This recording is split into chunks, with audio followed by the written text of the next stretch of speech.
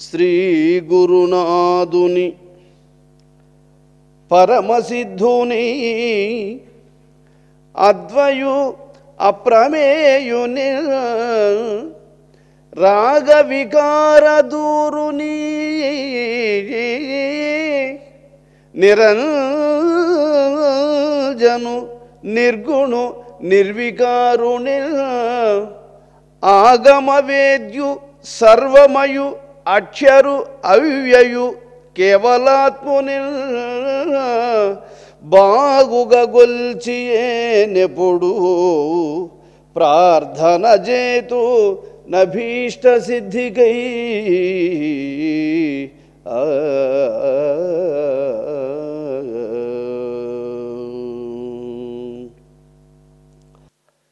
సర్వవేదముల చేత కొనియాడదగినటువంటి వాడు గురువు, సర్వమయుడు గురువు. కేవలం ఆత్మస్వరూపుడైనటువంటి జగద్గురువగు శ్రీ కేశవానంద యోగి చంద్రుల పాదపద్మములకు శిరస్సాష్టాంగ నమస్సుమాంజలుడు. ఆ ద్వారకాపురాధీశ్వరుడైనటువంటి శ్రీకృష్ణ భగవానుడు ఈ దాసుని హృదయమునందు కొలువు తీరి ఏ మహావాక్యములను మనకు అందిస్తాడో వాటిని మనము వినదముగాక. ఇది పోకల శేషాచల స్వామి వారి శిష్యుడైనటువంటి నరసింహస్వామి అనుగ్రహించినటువంటి ఈ సుజ్ఞాన శాస్త్రములో ద్వారకాపుర వర్ణన అంటే ద్వారక అనగా ఏది, ఆ ద్వారక ఎలా నిర్మింపబడి ఉంది అనే విషయాన్ని మనం వినబోతాం. ఈ భూలోకములో ద్వారకా నగరము అనే ఒక పట్టణము ఉంది. ఆ పట్టణము 12 ఆమడలు పొడవు ఉంది, 12 ఆమడలు వెడల్పు ఉంది. అంటే చతురస్రాకారములో ఉంది అని అర్థం. పొడవు ఎంతుందో వెడల్పు కూడా అంతే ఉంది. పొడవు 12 ఆమడలు ఉంది, వెడల్పు కూడా 12 ఆమడలు ఉంది. కనుక స్వర్గ వైకుంఠ కైలాస సత్యలోకములను పురుడించు వైభవములను మించి రౌప్య కాంచన సదమల రత్నమయములగుచు వెలుగుందు గేకంబు అగణితముగా సత్యలోకమున కంటే కైలాసము కంటే వైకుంఠము కంటే కూడా మించినటువంటి యొక్క సౌందర్యాన్ని నేను ఈ ద్వారకా నగరములో చూస్తూ ఉన్నాను. కనకమయములగుచును గొనకొని గగనంబునంటు గోపురములచే అనువందలోహ నిర్మిత ఘనతర ప్రాకార సప్తకం అవ్వీటం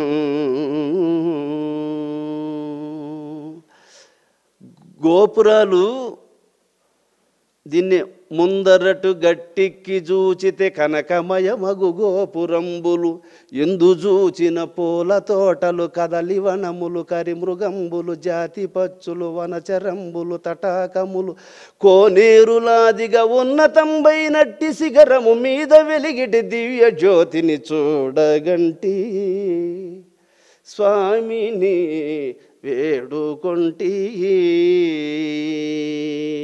దిగువ తిరుపతిలోన వెలచిన గోవిందరాముని పట్టభద్రుని చూడగంటి. అది ఎగువ తిరుపతి, ఇది దిగువ తిరుపతి. ఈ దిగువ తిరుపతిలో వెలసిన వాడే ఈ గోవిందరాముడు. దిగువ తిరుపతిలోన వెలసిన గోవిందరాముని పట్టభద్రుని చూడగంటి స్వామిని వేడుకొంటి. ముందరటు ముందర వెనుకని చెప్పల, పక్కని చెప్పల, ముందర అటు ముందరటు గట్టిక్కి చూచితే కనకమయమగు గోపురంబులు మరి సుజ్ఞాన శాస్త్రం ఏం చెప్తోంది? కనకమయములగుచు కొనకొని గగనంబునంటు గోపురములచే ముందరటు గట్టికి చూచితే కనకమయ మగు గోపురంబులు ఎందు చూచిన పూల తోటలు కదలివనములు కరిమృగంబులు జాతి పక్షులు వనచరంబులు కోనేరులు తటాకంబులాదిగా ముందర అట్లా ఆ ఏ గట్టు అంటే ఆ భూమధ్యం అనేటువంటి గట్టు, అది ఒక పెద్ద గట్టు అంటే మిట్ట. అందరూ దాన్ని ఎక్కలేక స్లిప్ అయిపోయి కింద పడిపోతున్నారు, ఎక్కలేక కింద పడిపోతున్నారు. అందువల్ల ముందరటు గట్టికి చూచితే కనకమయ మగు గోపురంబులు, బంగారుతో నిర్మింపబడినటువంటి గోపురాలు, ఎందు చూచిన పూల తోటలు. మొత్తం మీద ఈ ప్రపంచములో యోగి యొక్క అనుభవాలను అది అంతర్గతములే కానీ బహిర్గతములు కాకూడదు. ఎందువల్ల కాకూడదు అంటే చెప్పినా తెలుసుకోలేరు. అయితే జ్ఞానులు మాత్రము తెలుసుకుంటారు, అజ్ఞానులు చెప్పినా తెలుసుకోలేరు. ఒకసారి మా గురువు గారిని కొందరు బీటెక్ చేసినటువంటి విద్యార్థులు నాస్తికవాదం చేసి, మీరు దేవుణ్ణి చూశారా స్వామి అని అడిగారు. స్వామి గారికి అమ్మున మౌనంగా ఉన్నారు. వాళ్ళు ఇద్దరు ఒకరినొకరు చూసుకొని నవ్వుకున్నారు. అంటే మనం అడిగిన ప్రశ్నకు స్వామి దగ్గర సమాధానం లేదు అనుకున్నారు. మళ్ళీ అడిగారు, స్వామి మీరు దేవుణ్ణి చూశారా అని అడిగారు. అడిగితే దానికి స్వామి గారు, దేవుడు వేరుగా ఉంటే కదా నాయనా అన్నాడు. ఆ మాట వాళ్ళకి ఏం అర్థమవుతుంది? ఏం అర్థం కాదు. కొంతసేపటికి స్వామి మీరు దేవుణ్ణి చూపిస్తారా అని అడిగారు. చూపిస్తాను నాయన అన్నాడు. అయితే చూపించండి స్వామి అని అడిగారు. నేనున్నట్లు మీరు కూడా ఉండండి నాయన చూపిస్తానన్నాడు. నేనున్నట్లు మీరు కూడా ఉండండి చూపిస్తాను నాయన అని చెప్పాడు స్వామి గారు. మీరున్నట్లు మేము ఉండాలంటే ఏడవుతుంది స్వామి అన్నారు వాళ్ళు. అట్టయితే చూపించడం ఏడవుతుంది పోండి ఆయన. ఏమి మనం ఏం చేయకూడదు, అన్నీ కావాలా, ఎక్కడి నుంచి వస్తాయి? అందువల్ల భగవంతుని చూడాలి. ఆ చూసినటువంటి మహాత్ములు ఈ లోకములో ఉన్నప్పటికీ ఇలాంటి ప్రశ్నలు ఉదయిస్తాయి, ఇలాంటి ప్రశ్నలు అడుగుతూ ఉంటారు. వాళ్ళకందరికీ మాటలతో సమాధానం చెప్పడం సాధ్యం అవుతుందా? మాటలతో చెప్తే మాటలతో ప్రశ్నిస్తూ ఉంటారు, మాటలతో చెప్తా ఉంటే వీళ్ళు మాటలతో ప్రశ్నిస్తూనే ఉంటారు. మాటలతో ఈయన కోరిగేదేముంది, వాళ్ళు కోరిగేదేముంది, ఈయన ఎంత చెప్తే మాత్రం వాళ్ళకి ఆ అనుభూతి రాందిగాక మధురంగా ఉన్నటువంటి పదార్థాన్నే మనం అనారోగ్యంతో ఉన్నవానికి అదే పదార్థాన్ని పెడితే వాడు నాకు ఇది సేదుగా ఉంది అంటాడు. వాడు ఎందుకు సేదుగా ఉందంటే అది వానికి ఉన్న రోగం, అదంతే. పదార్థం ఏమి సేదుగా ఉండదు, వానికి రోగం ఉంది కాబట్టి మధుర పదార్థం కూడా వానికి సేదు అనిపిస్తూ ఉంటుంది. అందువల్ల ఇప్పుడు వానికి ఏం చేయాలంటే మధుర పదార్థం కూడా వానికి టేస్ట్గా మనలాగా వానికి అర్థం అవ్వాలంటే ముందు వాని రోగానికి ట్రీట్మెంట్ చేసుకోవాలి. అలాగే ఒక జ్ఞాని అయినటువంటి వాడు భగవంతుని తెలుసుకుంటున్నాడు అంటే అది లోకంలో ఉన్నటువంటి వాళ్ళకు కూడా తెలియబడాలి అంటే వాళ్ళకు తెలియబడదు. వాళ్ళకు అజ్ఞానం అనేటువంటి వ్యాధి ఆవహింపబడి ఉండే దానివల్ల వాళ్ళకు తెలియబడదు. మరి వాళ్ళకు తెలియాలంటే ముందు దానికి ట్రీట్మెంట్ చేసుకోవాలి, దాన్ని సరిచేసుకోవాలి, తర్వాత ఇది తెలుస్తుంది. అందువల్ల ఈ లోకంలో అందరూ దీన్ని అందరూ పోనాలేరమ్మా ఈతనికెళ్ళి అందితే మానాలేరమ్మా. కాబట్టి అందరూ దీనికి పూనలేరు. ఒకవేళ పూని దాన్ని అందుకుంటే దీన్ని మళ్ళా మానుకోలేరు. రావి చెట్టు కింద కూర్చొని ఉన్నప్పుడు ఒక చిన్న గుడిసెలేండి, ఆ గుడిసె లోపలికి నేను ప్రవేశించడానికి ద్వారం ఎంతో తెలుసా? 2.5 అడుగు వెడల్పు, 2.5 అడుగు ఎత్తు. నేను గుడిసెలోకి ప్రవేశించే ద్వారం. మోకాళ్ళ మీద చిన్నపిల్లోళ్ళు దోగాడుతూ ఉంటారు చూడండి, అలాగా మోకాళ్ళ మీద లోపలికి పోయేవాడిని, మళ్ళీ వచ్చేటప్పుడు మోకాళ్ళ మీద బయట వచ్చేవాడిని. 2.5 అడిగే ఎత్తు, 2.5 అడిగే వెడల్పు కూడా. దానికి డోరు 4 ఎదురు దెబ్బలు ఒక ప్రేమలాగా ములుకులు కొట్టేసి దానికి సంచిపట్టు కట్టేసినాను దానికి ఇట్లా. అది డోరు. అట్లాంటి గుడిసె. ఆ గుడిసె 7 అడుగులు వెడల్పు, 9 అడుగులు పొడవు. ఆ గుడిసెలో కూర్చొని ధ్యానం చేసుకునే రోజుల్లో బాగా అర్ధరాత్రి సమయంలో ఒక రబ్బర్ను మనము ఇట్లా టైట్గా లాగి వదిలితే అది మళ్ళా యథాప్రకారం సింక్ అయిపోతుంది చూడండి. అలాగా రాత్రంతా కూర్చొని ఆ నడుములు నిలవడంలే, కూర్చోవడానికి సాధ్యపడ్డ నడుములు కుచ్చుకుపోతున్నాయి. సరే, నేలనే, కిందికి ఏమీ లేదు, మట్టి మీదనే చెయ్యి అట్లా పెట్టుకొని అట్లా పడుకున్నా. ఆ పడుకున్న కొన్ని నిమిషాలలో ఈ దివ్య దర్శనం ఎదురైంది. ఆ దివ్య దర్శనం ఎదురైనప్పుడు ఒక రబ్బర్ను అగ్గిలో వేసేస్తే అది ఎట్లా ముడుచుకుపోతుందో అగ్గి సెగకు, ఒక రబ్బర్ను లాగి వదిలితే ఎట్లా షింక్ అవుతుందో అలాగా శరీరం ఇట్లా ఉంటలాగా ముడుచుకుపోయింది. ముడుచుకుపోయి ఎవరినైనా పిలుస్తామో అని అనుకుంటుంది లోపల మనస్సు. ఒక దివ్యమైనటువంటి తేజస్సు వెలువడి ఆ తేజస్సులో భూమి ఆకాశములు గిరగిరా తిరిగినట్లు, ఒక మోటార్ రన్ చేస్తే ఆ చక్రమే కనపడకుండా తిరుగుతుంది చూడండి స్పీడ్గా, అలాగా భూమి ఆకాశములు గిర్రుమని తిరిగినట్లు ఆ భూమి ఆకాశముల మధ్య ఉన్న పర్వతాలు, వృక్షాలు, సముద్రాలు, సూర్యచంద్రాదులు, నక్షత్రాలు, మేఘమండలములు అన్నీ కూడా కలిసి తిరుగుతూ ఉన్నట్లు ఆ కనబడినప్పుడు భయము చేత ఆ భయాన్ని తట్టుకోలేక ఎవరినైనా పిలవాలి సహకారంగా అన్నట్లు భయం అవుతుందండి. దీన్నే భగవద్గీతలో విశ్వరూపాన్ని సందర్శించినప్పుడు ప్రభో కృష్ణ అని అర్జునుడు గట్టిగా ఒక కేక వేసినట్లు ఘంటసాల గారు విశ్వరూప సందర్శనంలో చూపిస్తాడు. ఆయన ఆ ప్రదర్శన చూపిస్తాడు, మహానుభావుడు, ఆయనకి చెల్లది. అట్లాగా అర్జునుడు ఎట్లయితే ఆ విశ్వరూపాన్ని చూసి, మరి అర్జునుడు అంటే ఏమి సామాన్యుడా, ఆయన ఏమి ఉత్తర గోగ్రహణం నాడు 11 అక్షోహిణీల సైన్యముతో కలిసి వచ్చినటువంటి భీష్మ ద్రోణాదులందరినీ గడగడలాడించి ఏమి అందరినీ సన్మోహనాస్త్రముతో పడగొట్టి పశువులను మళ్లించుకొని వచ్చిన ఏకైక వీరుడు. అంతటి వాడు మరి ఆ విశ్వరూప సందర్శనాన్ని చూచినప్పుడు ప్రభో కృష్ణ నీ స్వరూపాన్ని చూచి నాకు ధైర్యం ఆగడం లేదు తండ్రి అని చెప్పి కొనియాడినాడు.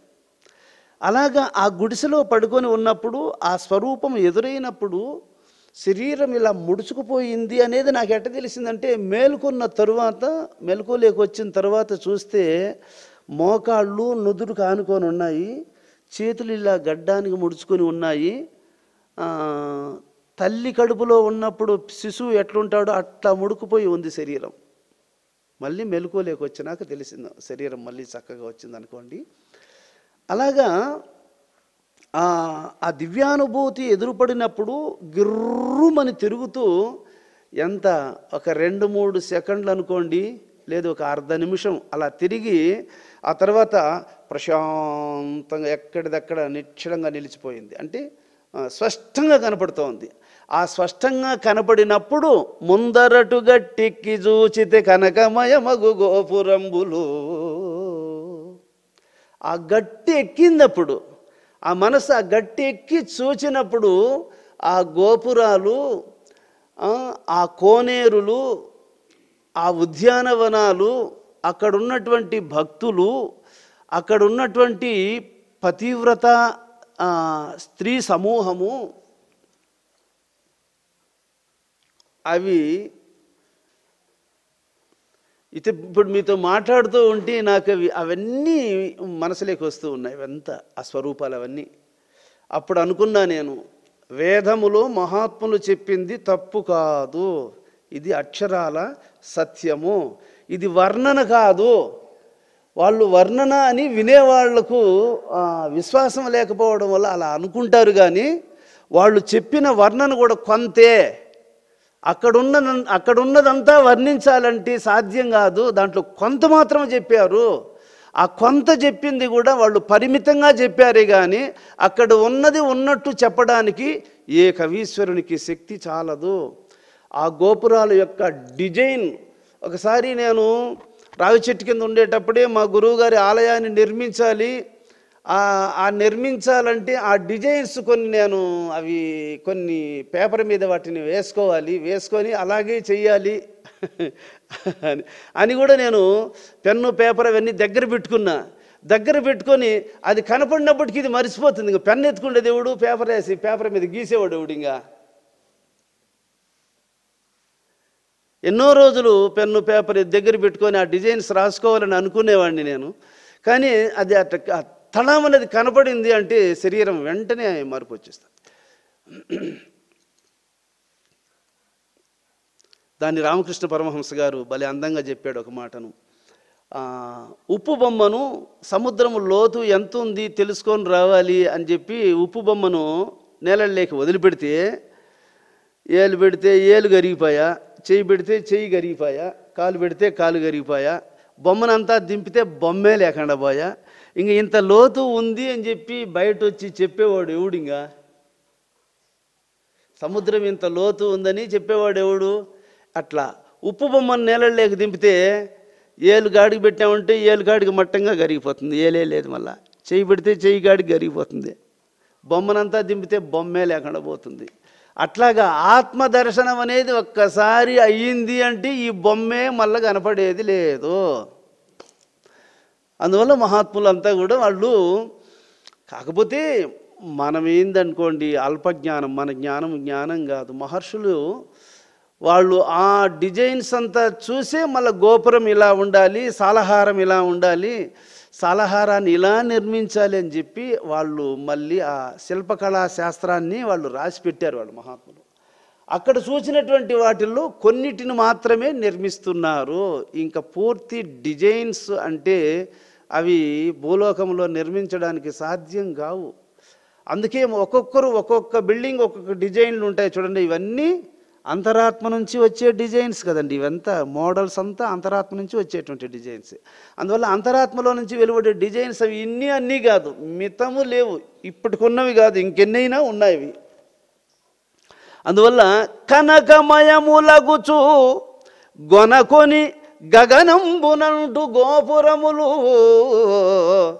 ఇట్లా చూస్తే ఆ గోపురాలు దగ్గరికి పోయి చూడలేము, దూరంగా నుంచి చూస్తే చూపుకు అందుతుంది. అది మేఘమండలాలను అంటుతూ ఉంటాయి. ఆ గోపురాల మీద ఉండేటువంటి ఆ కలశాలు ఉంటాయి చూడండి, ఆ గోపురాల మీద ఉండేటువంటి కలశాల మీద మేఘాలు పోతూ ఉంటాయి.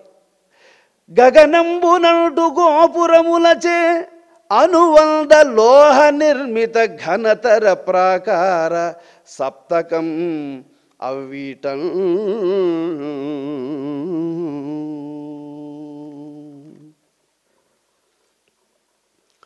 అటువంటివన్నీ కూడా భ్రూమధ్యం అనేటువంటి గట్టెక్కినటువంటి వాళ్లకు నాసిక మార్గము గుండా పయనిస్తున్నటువంటి ద్వారకాపురాధీశ్వరుడైనటువంటి శ్రీకృష్ణ పరమాత్మ స్వరూపమైన పరమహంసతో జీవుడనేటువంటి మనస్సు కలిసి ఆ స్వామితో కూడా వెళ్ళినప్పుడు లోపలికి వెళ్ళడానికి పర్మిషన్ లభిస్తుంది. అది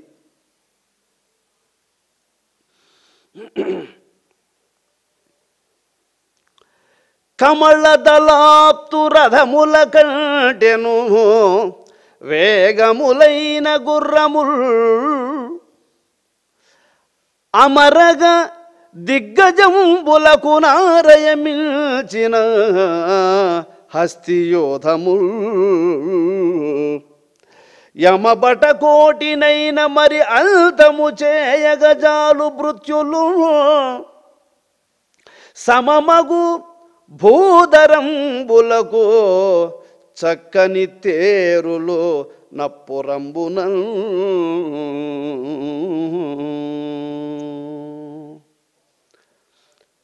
సూర్యభగవానుడు ఉదయాద్రి నుంచి హస్తాద్రికి వెళ్ళడానికి ఆయన ఏ రథములైతే వెళుతూ ఉన్నాడో ఆ రథానికి కట్టినటువంటి గుర్రములు ఎంత వేగవంతములై పయనిస్తాయో ఆ సూర్యభగవానుని రథములకు కట్టబడినటువంటి గుర్రముల కంటే వేగముగా పోగలిగినటువంటి గుర్రములు కలవు ఆ ద్వారకా నగరములో.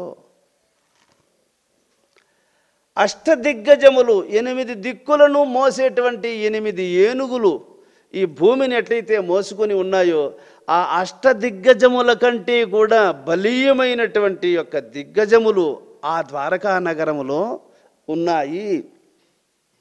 యమభటులనైనా సరే భయపెట్టదగినటువంటి యొక్క గొప్ప బల పరాక్రమము కలిగినటువంటి పౌరుషవంతులు భృత్యులుగా ఆ ద్వారకా నగరమునకు కాపలాదారులై ఉన్నారు.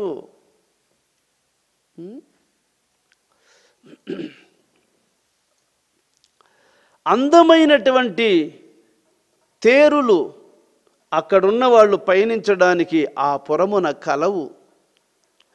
అంటే ఆ ద్వారకా నగరము లోపలికి ప్రవేశించడానికి యమభటుల కంటే కూడా భయంకరమైనటువంటి బలవంతులు ఆ పురికి కాపలా ఉండడం చేత అడ్డమైన వాళ్ళందరూ ఆ పురములోనికి ప్రవేశించడానికి వీలు పడదు అని అర్థం.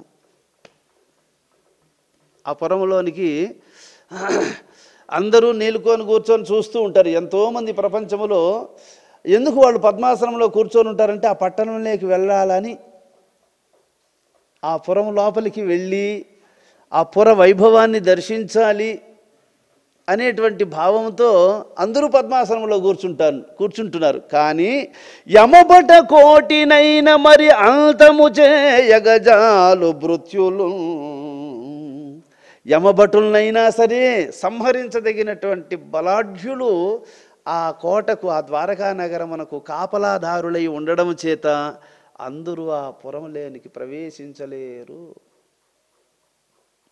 చూసారా?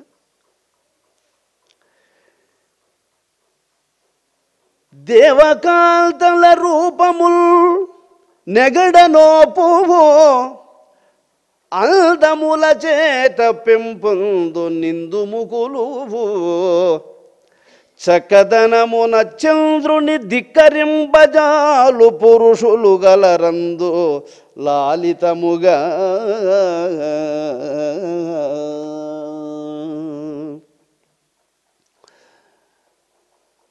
నేను ఒకసారి రావి చెట్టు కింద ఉన్నప్పుడు 7 రోజులు రాత్రింబవళ్ళు పరమహంసను ఉపాసిస్తే దేవతలను దర్శించవచ్చు అని ధ్రువోపాఖ్యానములో ఉంది. అరెరే, ఎన్ని ఏళ్ళు గడపడం లేదు మనం, మరి ఈ 7 రోజులు పోరాటం సాగించి చూడాలి అని.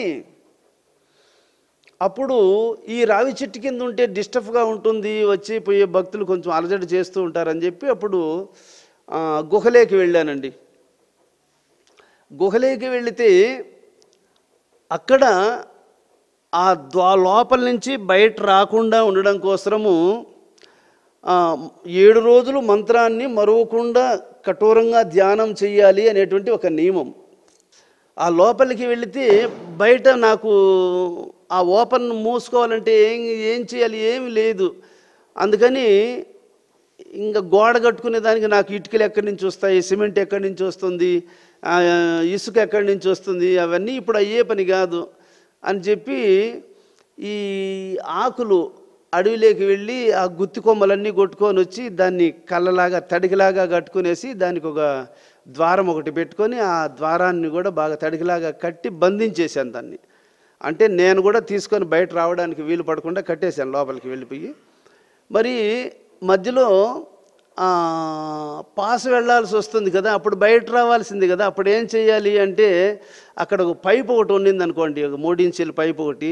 ఆ పైపు లోపల నుంచి కనెక్షన్ పెట్టుకున్నా, పాస్ పోవాలనుకుంటే ఆ పైపులో కూర్చొనేటట్లుగా పైపు పెట్టుకునేస్తే అక్కడ బయట పోయి పడిపోతాయి. అలాగా పైపు ఒక దాన్ని సెట్ చేసుకొని పడింది. శ్రమలు చెప్తున్నా మీకు 2 మాటల్లో.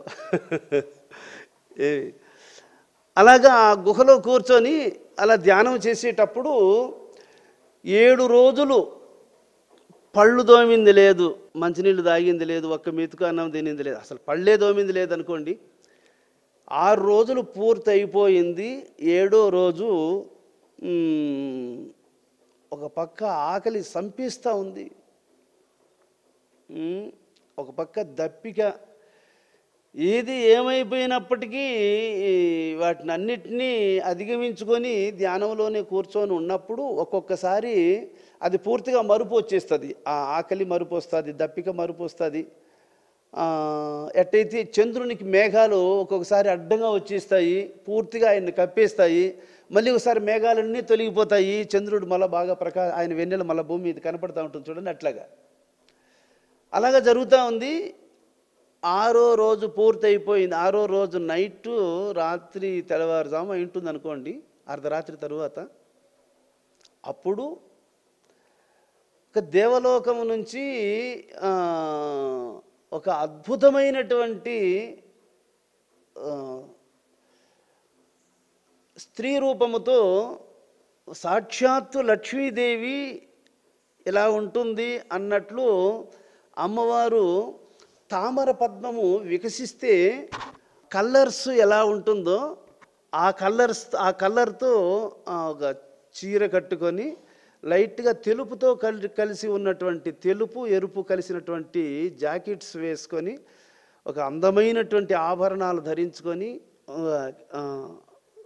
చూడసుందరమైనటువంటి కిరీటము, చంద్రహారము వంటి ఒక హారమును ఇలా వేసుకొని అనేక ఆభరణాలు ధరించుకొని అలాగా ఒకరు ఇద్దరు ముగ్గురు కాకుండా ఒకరితో ఒకరు సమానమైనటువంటి వాళ్ళు ఆకాశ వీధి నుంచి దిగి వస్తూ ఉన్నట్లు 6వ రోజు రాత్రి ఎదురుపడింది. అయితే గురుస్వామి ఇవన్నీ కూడా నేను ఇంతవరకు వీటిని ఎప్పుడూ పడి చెప్పలేదు. అది ఇప్పుడు కూడా చెప్పాలని కాదు. ఇది ఎందుకు ఇలా చెప్తూ ఉన్నాను అంటే, ఇది కేవలం పుస్తకాలకే పరిమితమా, లేదు ఇది నిజమేనా అనేటువంటి సందేహం లోకానికి రాకూడదు. ఇది యథార్థము అని, ఇది సత్యము అని ముముక్షువులు తెలుసుకోవాలి. అందుకారణంగా దీన్ని చెప్తూ ఉన్నాను నేను దీన్ని, లేకపోతే ఇంకేం వేరే ఏం కాదు. దేవకాంతల రూపముల్ నెగడనోపు అందముల చేత పెంపొందు నిందుముకులు చక్కదనమున చంద్రుని ధిక్కరింపజాలు పురుషులు గలరందు లాలితముగా. పురుషులు ఎలా ఉంటారో తెలుసా? చంద్రుడిని ఒక పక్కన, ఆ లోకములో ఉన్నటువంటి పురుషులను ఒక పక్కన నిలబెడితే ఈ చంద్రుని కంటే కూడా దివ్యమైనటువంటి కాంతితో వెలిగిపోతున్నటువంటి ఈ మహాపురుషుడే అందంగా ఉన్నాడు, చంద్రుని కంటే ఇతడే అందంగా ఉన్నాడా అనదగినటువంటి దివ్య సుందరులైనటువంటి పురుషులు ఆ లోకములో ఉన్నారు. యనయగ బ్రహ్మవేత్తలగు నిద్ద మనస్కులు భూసురోత్తముల్ ఘనమగు విక్రమస్ఫురణ గల్గి అధర్మములేని క్షత్రియుల్ ధనమున కుబేరునకు ధారుని హెచ్చినటించు వైశ్యులు బనుపణ సేవ్య వృత్తి గురు భక్తియుగల్గిన శూద్రులు అప్పురి.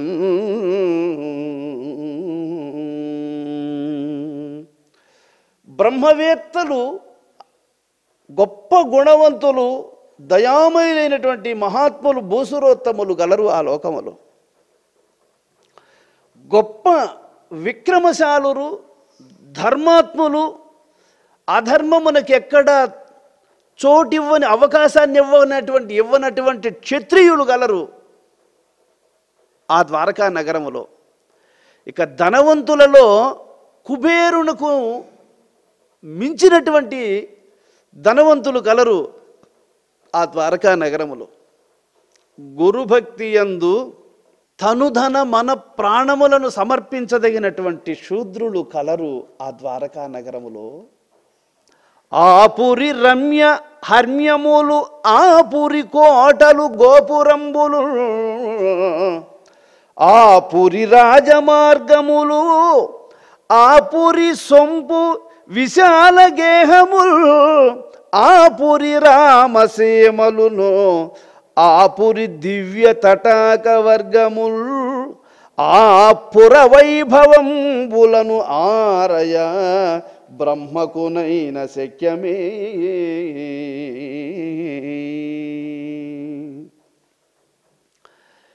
ఆ పట్టణములో గల రమ్యమైనటువంటి ఆ విశాల ప్రదేశాలు, ఆ గోపురాలు, ఆ కోటలు, రాజమార్గాలు, ఆ విశాలమైనటువంటి భవనాలు, అంతఃపురాలు, అక్కడ సంచరించేటువంటి స్త్రీ పురుషులు, దివ్యములైనటువంటి తటాకములు, ఆ పుర వైభవాన్ని ఒకసారి వర్ణించవయ్యా అని చతుర్ముఖ బ్రహ్మకు మేమెవ్వరూ వర్ణించలేము ఈ పురి వైభవాన్ని, నీవైతే వర్ణించగలవు, సరస్వతీనాథుడవైనటువంటి మహానుభావుడవు నీవు, చతుర్ముఖ నీవు వర్ణించు ఈ పుర వైభవాన్ని అని బ్రహ్మని అడిగితే బ్రహ్మ కూడా నిశ్చేష్టుడయి వర్ణనలకు అందనటువంటి ఈ సౌందర్యాన్ని, ఈ ద్వారకాపుర వైభవాన్ని ఏమని వర్ణించాలి అని ఆయన కూడా సమాధినిష్ఠుడవుతాడు కానీ దాన్ని వర్ణించలేడు. అందుకే బలిచక్రవర్తి 1000 సంవత్సరాలు సమాధినిష్టలో ఉన్నాడని యోగవాసిష్టములో చెప్పబడి ఉంది. 1000 సంవత్సరాలు సమాధినిష్టలో ఉండి శుక్రాచార్య యొక్క అనుగ్రహముతో మేల్కొంటాడు. ఆ మేల్కొన్న తరువాత ప్రజలందరూ వెళ్ళి, మహాత్మా మరలా నీవు సమాధినిష్టలోకి వెళితే ఆ అనుభూతులన్నీ మాకు ఉపదేశించి మమ్మల్ని సరి అయినటువంటి మార్గములో పాలించే వాళ్ళు ఎవరున్నారు తండ్రి, కాబట్టి నీవు ఇంకా ఆ సమాధినిష్టలోకి వెళ్ళొద్దు, ఇది వరకు ఆ సమాధినిష్టలో నీవు దర్శించినటువంటి యొక్క వైభవాలన్నింటినీ కూడా మాకు తెలియచేసి మాకు కూడా ఆ మార్గాన్ని ఉపదేశించు అని చెప్పి ప్రజలందరూ ఆయన్ను చుట్టుముట్టి ఆయన్ను మళ్ళా జాగృతిలోకి తీసుకొచ్చుకుంటారనుకోండి. అంటే ఆ 1000 సంవత్సరాల కాలం సమాధినిష్టలో ఉన్నటువంటి బలిచక్రవర్తి శుక్రాచార్యతో చెప్తాడు, మహాత్మా నేను ఇప్పుడే కదా కూర్చునింది, అప్పుడే మేల్కొన్నానా? అవురా, ఎంత దీర్ఘకాలికమైనటువంటి ఆసనములో ఉండి అయినా సరే ఆ అనుభవాల నుంచి మనస్సు తిరిగి రావడానికి ఇష్టపడదు స్వామి, అంతటి దివ్యమైనటువంటి సుఖము నేను అక్కడ అనుభవిస్తున్నాను అని బలిచక్రవర్తి చెప్తాడు ఈ మాట.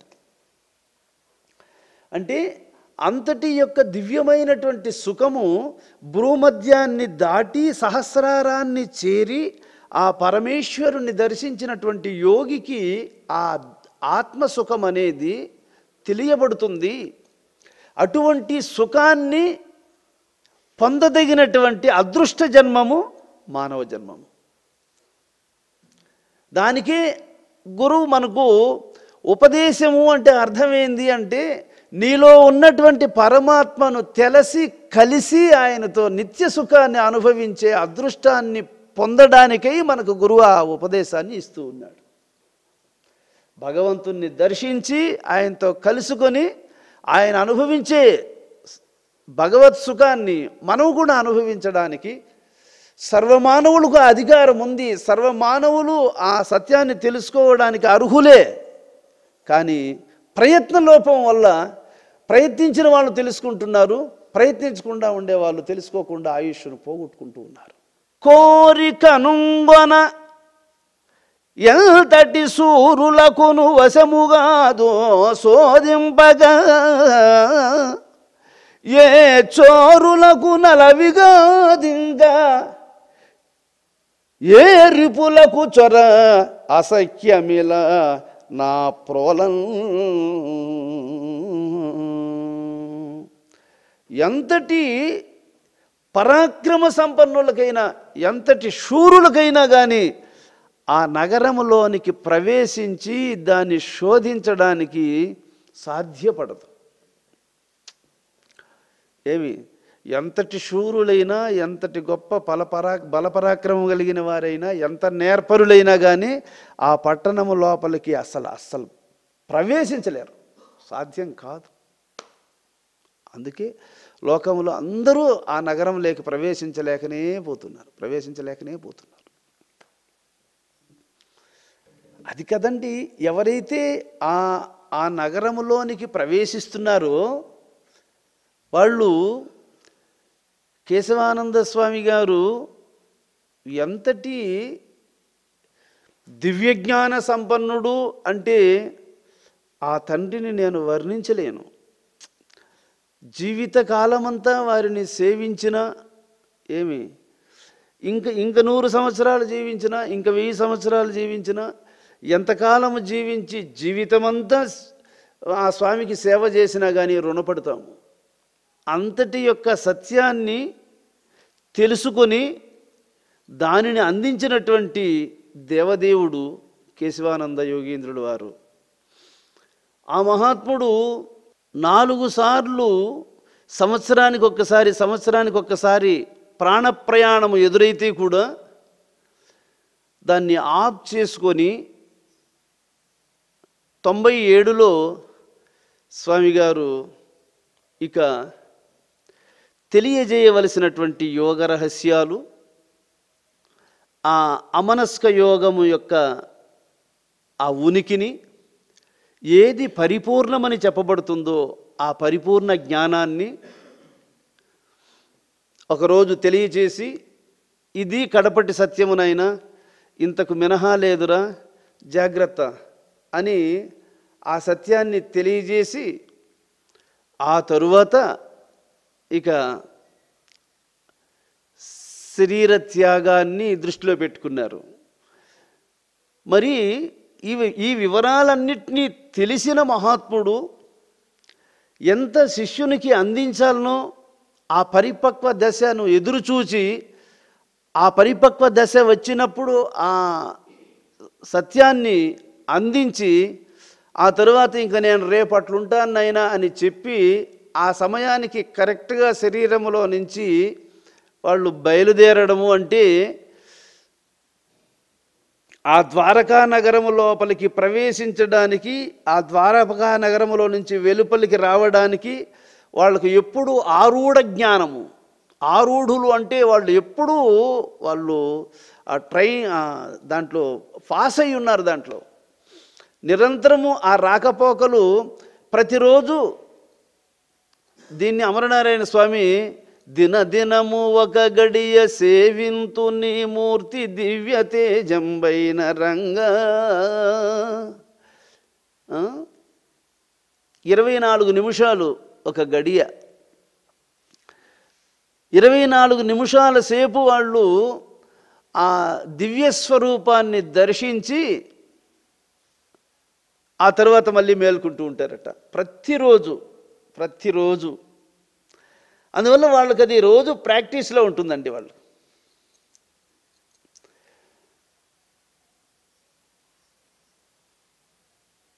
వాళ్ళు ఆ రోజు దర్శిస్తూ ఉన్నటువంటి ఆ దివ్య స్వరూపాన్ని ఒకరోజు ఆ స్వరూపంతో పోయి కలుసుకునేస్తారండి.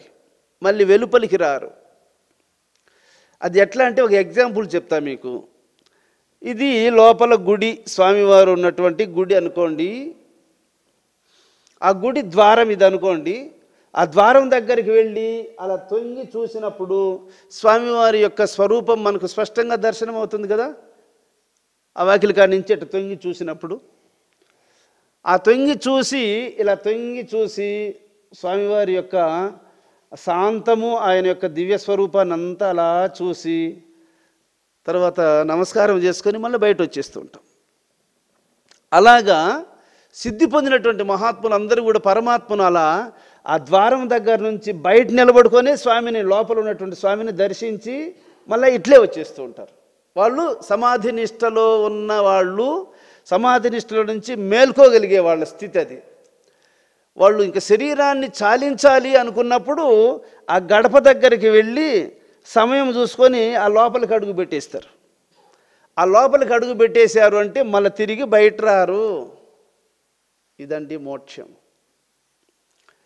ఇది ప్రతిరోజు 24 నిమిషాలు, ఒక గడియ సేపు, ప్రతిరోజు ఒక గడియ సేపు ఇది శ్రీకృష్ణాయను నామ మంత్ర రుచి సిద్ధించుట నాకెన్నటికో, శ్రీ గురు పాదాబ్జంబులు మదిలో స్థిరముగా నిలచేదెన్నటికో, రేపు మాపు మందిరమున దీవటి వాడై నిలచేదెన్నటికో, రేపును మాపును లేఖను శ్రీహరి వాకిలిగా చేదెన్నటికో, రేపును మాపును లేఖను శ్రీహరి వాకిలిగా చేదెన్నటిగో అంటాడు అమరనారాయణ స్వామి. ఇది నిజము తెలిసినటువంటి మహాత్ములందరూ వాళ్ళ అనుభవాన్ని అక్కడక్కడ పాయింట్లు ఇస్తా పోతారు. ఇది జ్ఞానులు గుర్తిస్తారు.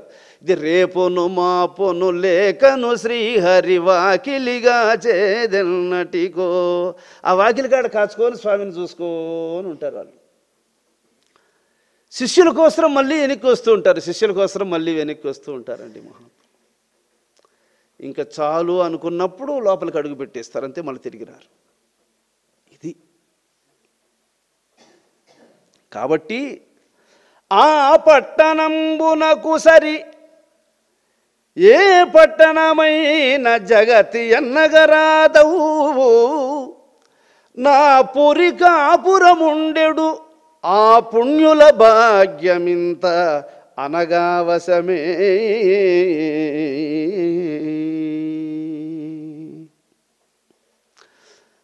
ఆ పట్టణముతో సమానమైనటువంటి పట్టణములు ఈ ప్రపంచములో ఇంకా లేవు. అంటే ఏమి? మానవ శరీరముతో సమానమైనటువంటి జన్మము ఈ లోకములో ఇంకొకటి లేదు. 84 లక్షల జన్మలు ఉన్నాయి ఈ ప్రపంచంలో. 84 లక్షల జీవరాశులలో కూడా చైతన్యం ఉంది. ఈ 84 లక్షల జీవులలో కూడా మానవ శరీరముతో సమానమైనటువంటి ఆత్మజ్ఞానాన్ని పొందడానికి తగినటువంటి కెపాసిటీ కలిగినటువంటి పట్టణాలు, అలాంటి శరీరాలు లోకములో 84 లక్షలు కూడా కాదు. పశువులా కాదు, మృగములా కాదు, జలచరాదులా కాదు, వనచరాదులా కాదు, ఒక్క మానవుడు ఒక్కటి. అందువల్ల ఆ పట్టణమునకు సరి ఏ పట్టణమైన జగతి ఎన్నగరాదు, ఆ పురి కాపురముండెడు నా పుణ్యుల భాగ్యమింత అనగావశమే. ఆ పురిలో కాపురం ఉండేటువంటి వాని భాగ్యము ఎంత అని చెప్పడానికి సాధ్యమవుతుందా? అందువల్ల అండి ఇది పురము చూడండి, మారుతి పురము చూడండి, పవనమైన పరిపూర్ణుని పదము పట్టండి. అది మారుతిపురం. ఏది మారుతిపురం? మారుతి అంటే వాయువు, వాయువు చేత రక్షింపబడుతూ ఉండేటువంటి పురము ఇది. పురము చూడండి, మారుతి పురము చూడండి, అది ఆ పట్టణం.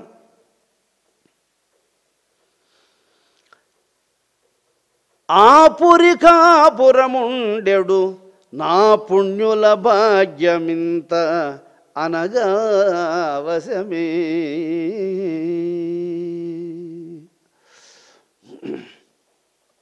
మా గురుదేవులు వారు ప్రతిరోజు సాయంత్రం స్నానం చేసుకొని ఈచర్లో కూర్చునేవాడు. ఆ ఈచర్లో కూర్చొని స్నానం చేసుకోగానే వస్తాడు. ఆ భుజం మీద ఉన్నటువంటి వస్త్రాన్ని ఆ ఈచర్కు వెనకాల ఇలాగా దాన్ని ఇట్లా అంటాడు, ఇట్లా ఆరేస్తాడు. కూర్చొని ఇట్లా ఆరేసి అట్లా కూర్చొని ఈ వెంట్రుకలు 2 చేతులతో ఇట్లా ముడి ఇప్పేసి ఆ ముడి అట్లా విదిలించుకొని ఆ వెంట్రుకలు ముడి వేసుకున్న తరువాత కన్రెప్పలను ఇట్లా సవరించుకొని మీసాలను ఇట్లా సవరించుకొని తర్వాత గురుస్వామి అని చేతులు ఇట్లా జోడించి స్వామికి నమస్కరించుకొని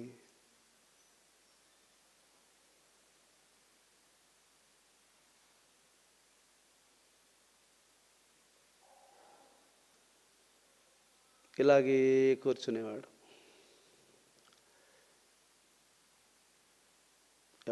శిష్యులు ఎవరున్నా కానీ ఎవరితో ఏం మాట్లాడు.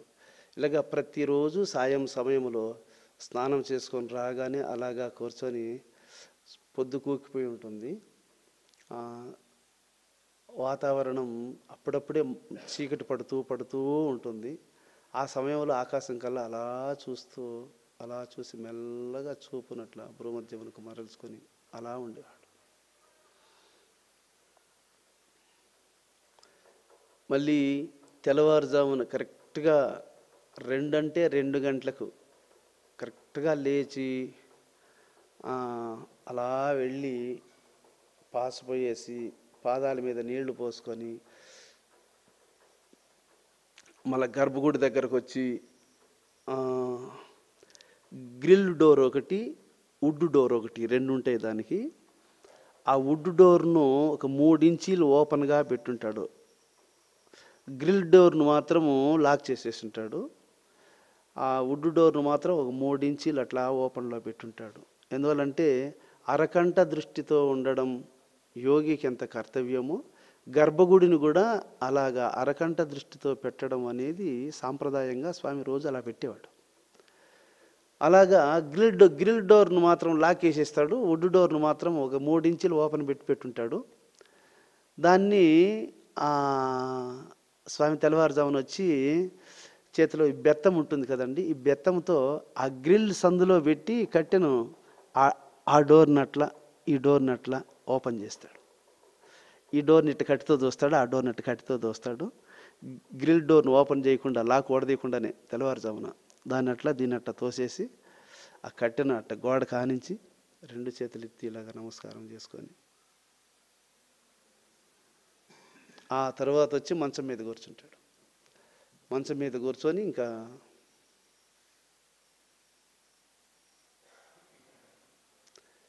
ఇలాంటి నియమాన్ని అనుసరించేటువంటి మహానుభావుడు. అందుకే గురుని ఇంటను గురుని వెంటను గురుని కొలచకయున్న నరులకు చెప్పకూడదు పూర్ణబోధన్న ఈ మొప్పె జనులకు విపి చెప్పిన విశదపడదన్నా. గురుని ఇంట ఉండాలా, ఆయన వెంట ఉండాలా. గురుని ఇంటను గురుని వెంటను గురుని కొలచకయున్న నరులకు చెప్పకూడదు పూర్ణబోధన్న ఈ మొప్పె జనులకు విప్పి చెప్పిన విశదపడదన్న.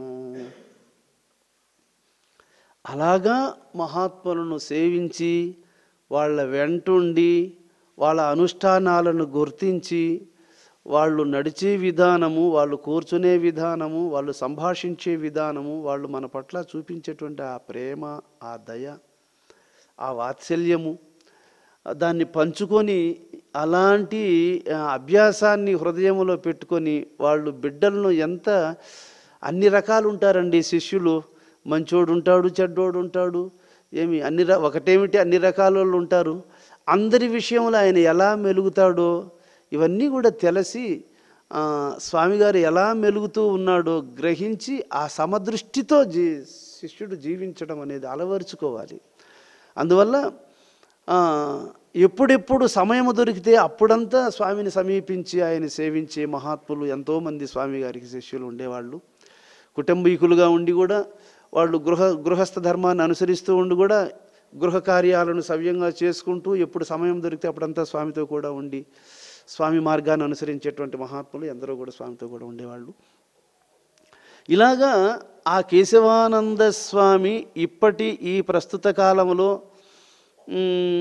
అంతటి గురువు మనకు లభించడం, ఈ మహాత్ముడు ఇంతటి వాడని మనకు అర్థం అవ్వడం, ఆ భాగ్యాన్ని మనకు భగవంతుడు ప్రసాదించడం, ఆ మహాత్ముడు అనుసరించేటువంటి మార్గము కావచ్చు, వాళ్ళు ఉపదేశించినటువంటి మార్గాన్ని అర్థం చేసుకొని అది పూర్వం వశిష్ఠాది మౌనీంద్రుల వారు, నారదాది మౌనీంద్రుల వారు, సనక సనందనాది మౌనీంద్రుల వారు వాళ్ళు ఏ వెయిట్ను అనుసరించారో, ఏ వెయిట్ కలిగి మనస్సులో వాళ్ళు వ్యవహరించారో, ఏ సత్యాన్ని ఆశ్రితులైనటువంటి శిష్యులకు ఉపదేశించారో అటువంటి సత్యము ఇప్పుడు కూడా మనకు బోధపడేటట్లు, అది మనకు అర్థమయ్యేటట్లుగా, అది ఏ కాలమైనా సరే, ఏ యుగమైనా సరే, ఎప్పుడైనా సరే ఆ నారద సనక సనందనాది మౌనీంద్రులు వారు అనుసరించినటువంటి సత్యాన్ని మనం అనుసరించవచ్చు, ఆ అనుభూతిని మనం పొందవచ్చు అన్నటువంటి సత్యాన్ని మనకు అందించినటువంటి మహర్షి కేశవానంద యోగీచంద్రుడు వారు. అందుకే గురువులనగా అట్టి అనుభవ జ్ఞానము కలిగిన వాళ్ళే మనల్ని ఉద్ధరించేటువంటి గురువులు.